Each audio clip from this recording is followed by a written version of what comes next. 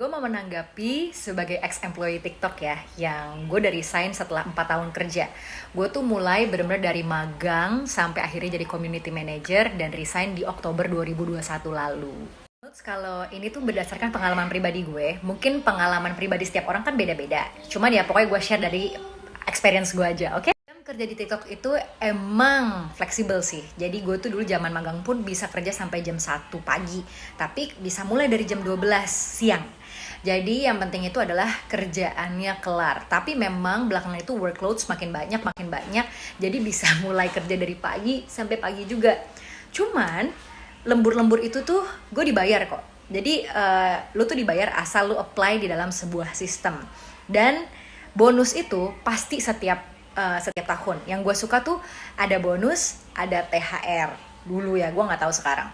Jadi bonus itu tuh udah dijanjikan sekian dalam 1 tahun. Bonus itu bisa jumlahnya lebih daripada yang dijanjikan kalau misalnya performance kita bagus. Aja rumah gue ini bisa terbentuk nih karena bonus TikTok juga nih. Makasih TikTok. Makasih Papa Biden. Pengalaman manis gue itu, mereka tuh berani keluar modal. Dan at least pas lagi zaman gue, mereka tuh percaya banget sama apa yang insights dari locals. Jadi kan emang pusatnya tuh di China, Beijing gitu kan. Nah mereka akan nanya nih kira-kira yang disukai nama lokal tuh seperti apa. Nah jadi kayak contohnya nih, dulu kan gue suka bikin offline event. Itu tuh hasil ide dari otak gue aja guys. Bener-bener hasil ide. Tapi mereka berani keluarin modal dan yang kayak oke, nggak apa-apa lu lakuin aja, terserah yang kayak seperti lu idein. Yang penting lu bisa tanggung jawab atas hasilnya, ada matriksnya. Nah gue suka banget tuh pengalaman itu karena gue merasa gue dipercaya dan megang kendali full sama kerjaan gue. Gue belajar banyak through that process. Kalau zaman gue work-life balance sih psych. Jadi dulu contohnya ya TikTok tuh pernah kerjasama sama DWP. Itu kita timnya kayak ya happy di Bali di DWP selama 6 hari itu full disponsorin TikTok tuh. Villanya besar, happy iya. Ya kerjanya lumayan kayak sambil gitu. Nah dari segi gaji gue nggak pernah telat, gue selalu dibayarnya full. Terus dari gitu asuransi gue juga full sampai ditanggung suami sama anak gue. Tapi memang untuk kenaikan gaji tuh agak sulit gitu. Standar gaji mereka setahu gue, at least buat gue ya, udah di atas, at least di atas sedikit rata-rata dibanding pada umumnya lah gitu. Teman-teman gue nggak pernah merasakan yang namanya disikut-sikutin atau kayak politik aneh-aneh gitu dalam sebuah lingkungan gue. At least itu di departemen ops gue ya gitu. I love them. Makanya pas lagi gue mau resign tuh gue tuh sedihnya setengah mati.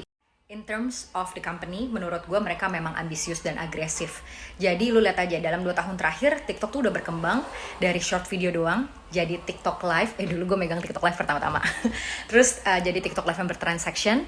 Terus TikTok shop yang e-commerce sampai benar-benar kayak sekarang tuh menurut gue transaksi setiap harinya tuh gila gede banget gitu kan. Dan nggak tahu deh nanti kedepannya pasti gue yakin ada plan besar lagi. Nah, karena mereka agresif ini, maka dari itu kerja kita tuh harus mikirnya cepet banget. Setiap hari rasanya brainstorm sampai otak mau meleduk, cuman ya disitulah gue belajarnya. Nah, titik balik gue itu setelah gue akhirnya punya anak nih, gue udah berkeluarga lah gitu. Gue merasa pace dari company ini udah, gue gak bisa kejar, gue gak kekejar gitu. Karena fokus gue udah terpecah-pecah, gue udah harus peduli sama anak gue istilahnya harus udah jadi lebih kayak, ya lebih jadi keibuan gak tau lah secara natural gitu. Jadi gue udah gak bisa nih kayak selembur dulu atau sededicated dulu. Maka dari itu akhirnya lah saya resign gitu guys. Gue TikTok itu cocok untuk anak muda yang lagi haus jadi experience. Terus menurut gue pengen belajar banyak dalam waktu yang singkat. Terus udah gitu kayak dan dedicated. Menurut gue TikTok sama dengan orang yang dedicated banget gitu. Betah sih di TikTok tuh sampai 4 tahun. Dan gue tuh resign bukan karena gue gak suka lagi ya, tapi gue merasa kayak gue tuh udah lulus dan graduate dari apa yang udah diajarin sama TikTok. So basically gue udah bisa berdiri sendiri untuk memulai karir gue yang lain lagi gitu loh. Jadi gue belajar banyak dari TikTok dan menurut gue gak usah takut sih, karena emang menurut gue cari kerja itu emang cocok-cocokan. Jadi mungkin apa yang gue ngomong juga mungkin gak cocok di kalian, tapi siapa tahu juga cocok di kalian, ya gak tahu lah.